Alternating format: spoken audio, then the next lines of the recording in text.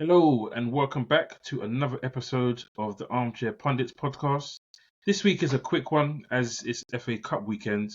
We're just going to focus on Liverpool and Tottenham's games over the weekend and how we fared, respectively. So, Leon, how you doing, bro? Yeah, not too bad, bro. How about yourself? I'm all good, man. I could be better, obviously, with the news over the weekend, but we've done a show on that, so I won't dwell on it too much more. But No yeah, need. could be better, but happy with the performances on the pitch. But we'll start with yours, as yours was probably the big game of the weekend, really. How did you feel by the end of the game? I was really disappointed, to be honest with you. Not in the result. Like it's City. We weren't favoured going into the game. I think for me, I think this was a reality check. Like a lot of people have been kind of gassed with the style of football that we've been playing, and um, we've done pretty well considering the injuries that we've had. There's obviously loads of teams that can say they've had injuries, but you know, we've had key players gone for a number of weeks and months. So for us to have got to this point has been good. But this game in particular was one of the worst performances I've seen with the ball from the team since Ange's been there. City completely dominated the game. I never really felt like we made them worry about anything. I think we had one shot the whole game, which is unheard of in the way that the season's gone so far. They had about 18 attempts. Obviously, some of them were block shots and whatnot, but overall, they ended up having 9 shots on goal. Quite a number of chances they had were self-inflicted. So players losing the ball in dangerous areas, and we even had the Bruyne coming off the bench and missing a sit-up from a mistake. But in the end, it just seemed like City were in total control. It was almost destined that they were going to get their first goal and win in this particular game, because the longer the game went on, it looked less likely that we were going to score and more likely that they were going to score. And that's ended up being the case. There was obviously the goal was in some eyes controversial because some people say that it was a foul on the keeper, but for me, it wasn't. I feel like Vicario has come up for a lot of praise this season, so I'm not going to get onto him too much, but he needs to be stronger there. And if you have a player who's causing you that much distress, you've got to call one of your other centre backs or someone to deal with them, and that's a normal thing to do at all levels of football. You call someone over to deal with that person or to at least stop them from being able to impede you in any way from getting the ball. And I just felt like he didn't deal with that situation well. So all in all, we have to take it on the chin. That's now 2 cups that we've been knocked out of. And in the first available round, or that was the second round in the FA Cup, but it feels like it's early. It's only the fourth round. So it feels like we've missed out on another opportunity to win a trophy. And we've now got to just focus on the Premier League. No excuses for fixture congestion this season, that's for sure. It'll be the least amount of fixtures we've probably played in the last 10 years. So, yeah, not very good at all, to be honest. Why do you think it was? Because, like you said, it's very unusual. You had your first choice backline. Bentancur would be a starter. Yep, Højbjerg is not great on the ball, but is it just a case of when you play a team like City, you need Basuma and Sarr in there? I mean, you do need those guys. You need them. You need a fit Madison coming back as well. I think, to me, if I'm being really honest, I don't think playing Kulusevski in that number 10 role works. And I've seen it now. I don't think it worked very well whenever we've played it. I don't feel it's worked very well. I don't think he's sees a pass early enough for him to play as a number 10. Because as a number 10, you've got to link the play, move the ball quickly. That's not really Kulusevski's game. And you saw it a number of times where we had Werner and Brennan Johnson making good runs and we weren't picking them out. Werner especially, because that's what he's known for. That's where he got most of his goals for RB Leipzig, is making those runs in behind. And catching the back line off guard. So he either ends up getting offside all the time, or if you actually manage to get the ball to him, you can surprise the opposition team. But we just didn't move the ball very well in the final third. Bad decision making. When we got into some dangerous areas, it was a bad final ball or bad cross. So yeah, it's just a combination of bad execution overall. And City are a great team, and they're in a Yeah. great form at the moment. And I think they Mhm. showed like who the real dominant team playing that risky style of Yeah. football. They showed you who really is the dons at doing that. We're still Yeah. apprentices, really, if I'm being honest. I just thought it was a class performance from start to finish. That they came to the ground on a mission, because Yeah, obviously they read the press, they hear the whole Tottenham. I mean, you haven't scored a goal at Tottenham in how many games it is, and this many shots to score a goal. So you can see how much it meant to Ake, especially it was late to actually break that and to win the game. And it just looked like the gears have started to turn, and this is just a prelude to what is going to be the rest of the season. Just dominating teams and finding a way to get the result. And like I said, this is without De Bruyne starting, and without what's his name up front, without Haaland Haaland. up Yeah, front. imagine they So still got him to come back. it's a weird one. Like Oscar Bob starts, Doku comes off the bench, and you're asking yourself, is there something going on with Grealish? Because he's gone from being first choice fully last season, and now he looks like he's third choice. So we'll watch his space, see how that goes, or maybe it's just him still getting over the injury he had. But It might be, but we know what Pep's like, man. yeah, Like he is very much what have you done for me lately? He doesn't hold like there's certain guys who he'll rely on, but if you think about from a loyalty perspective, mm, if those guys aren't doing it at that particular time, we've even seen it. There was a time where Bernardo Silva was on the chopping block, like he could mm, have gone, and now you're like he's probably their most important player bar yeah, De Bruyne. And if you think how long De Bruyne's been out, Silva's taken up that mantle and he's been there. So yeah, I think right now Grealish is not obviously favoured, and he's got to work his way to get back into that side. The one thing I would say, sorry for stealing in there, that's cool. the record that we've had at home to Man City has, if you look at the results, they've all come under pragmatic managers that are willing to let City have the ball Yeah, and and are happy for us to just sit back and play on a counter attack, which is what City hate teams doing. And because we are trying to play this attractive, progressive type of football, I feel like it just played into their hands. And yeah, they, as I said, they're just better at it. They're 5 years ahead of us at least at doing that, and we were always going to give them a chance to win the game because of how we play.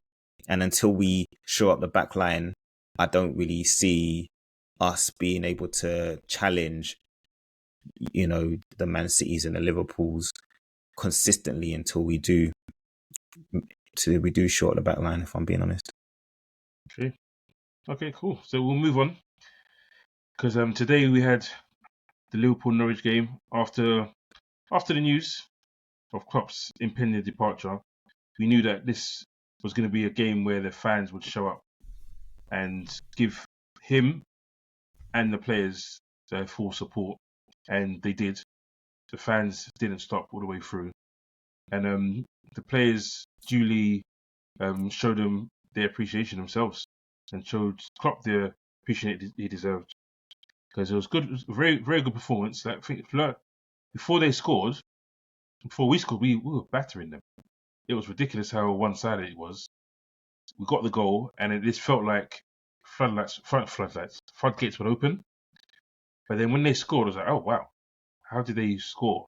Like, I think the XG on that was like 0.02, and it came off his back. So I was like, come on, like how does that happen? And then you start to think, okay, cool.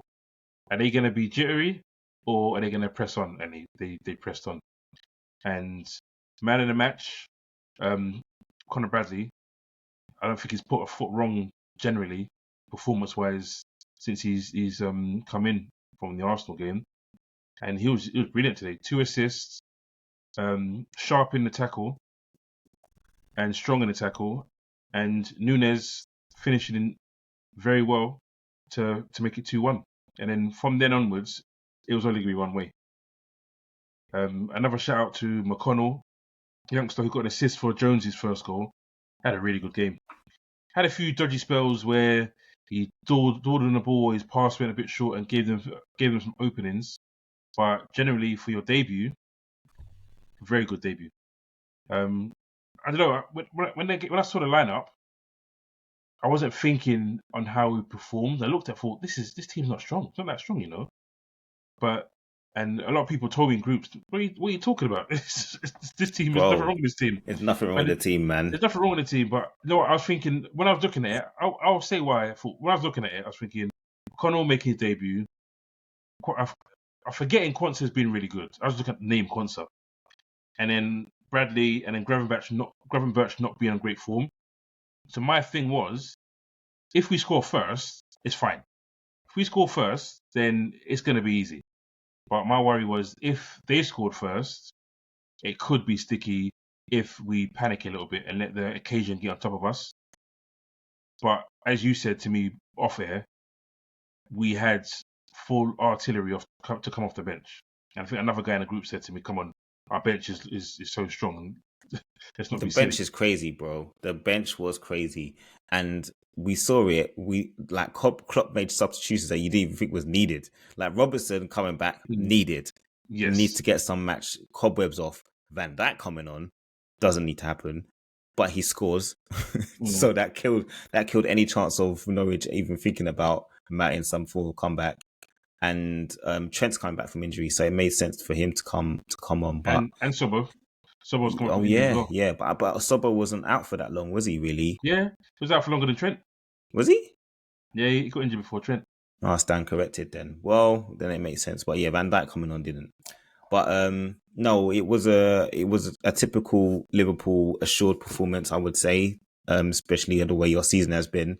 Anytime you come up against inferior opposition, it's looked like you guys are just too good for them. In terms of your starting lineup, I thought it was pretty strong. I thought he was smart in making sure that he had experienced players around your young players. So having like Conor Bradley right now is just, he's doing his thing, man, at right back.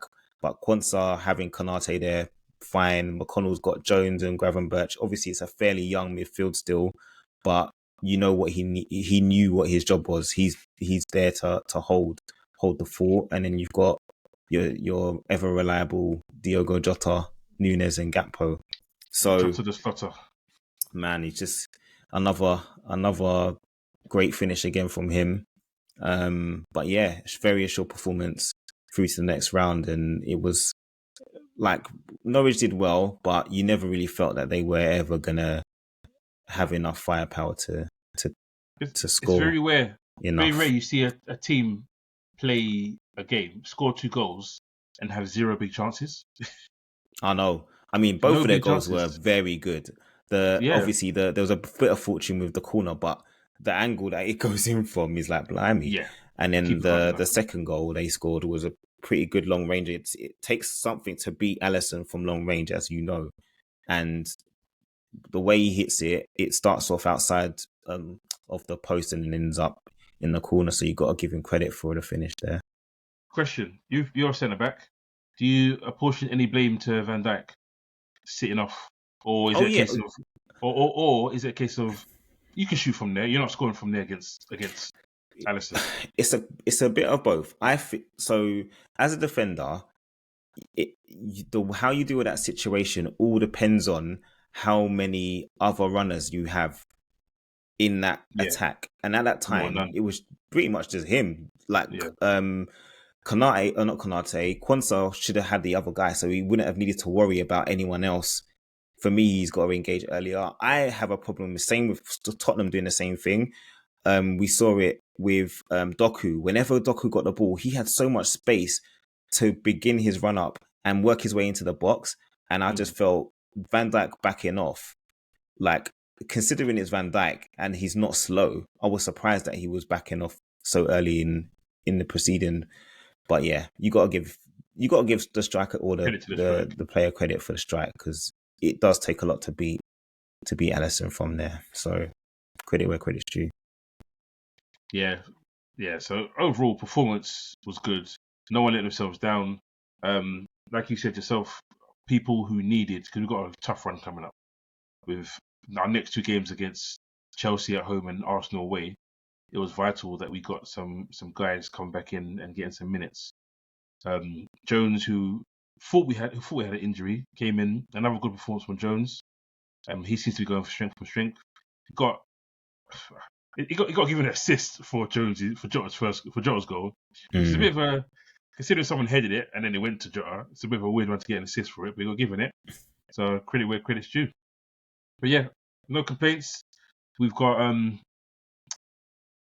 next round we'll have Watford or Southampton. I'd prefer Watford. It's at home, so I think we'll win anyway.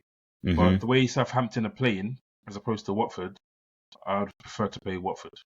If anything. You're at Anfield, man. But it shouldn't make a difference. Yeah, you're at Anfield, and unless you have a mad injury crisis, I can't imagine you having any problems there. No, yeah. But obviously, the weaker team you play, the more you can rotate. That's why I look at it. Yeah, but if he does something similar to what he did today, where you sprinkle a couple youngsters in, because like, let's be honest, if you think about it, there's only 3 rookies really in there. Everybody else is experienced. So you wouldn't really say that it's a weakened team, really, because you've sprinkled in. We've seen teams have a complete different 11 and they're expecting to go to the next round. You're like, bro, you're disrespecting your opposition if you think that you're going to change a whole team of players and still go through. So yeah, I think you'll be fine. But yeah, no, next round should be all right for you. I'll run through the other fixtures just so everyone knows the 5th round draw. So we've got Blackburn or Wrexham versus Newcastle, Chelsea or Villa versus Leeds or Plymouth, Bournemouth versus Leicester. That should be a fairly decent game. Obviously, Liverpool versus Watford or Southampton, which you already said. Bristol City or Nottingham Forest versus Man United. Wolves versus Brighton. Sheffield Wednesday or Coventry versus Maidstone, which we'll come on to in a minute. Luton Town versus Man City. So a couple of decent fixtures in there. Notably, I think the Wolves-Brighton will be a pretty good game, actually. Yeah. Luton against Man City. We've seen Luton at home can, cause a problem for the bigger sides, but it's Man City, so we'll see. Yeah. Maidstone, who had an amazing victory against Ipswich Town away from home. George Elakobi doing his thing in Maidstone now. I gave him no chance on this show a few weeks ago. Bro, in all honesty, they should have had no chance, because did you see the amount of chances that Ipswich had? And did you see how many chances they had? 2 shots, 2 goals. And they were both goals. And both finishes were quality as well. That was a joke. Like, imagine, those are the only 2 chances you get in the whole game, and those are the finishes. That's composure right there. So credit to Maidstone. They got an away tie again against another championship team. So we'll see what happens. But yeah, we'll move on to Man United, who had a very, very tough fixture against Newport County. To be honest with you, Newport are known for being a problem.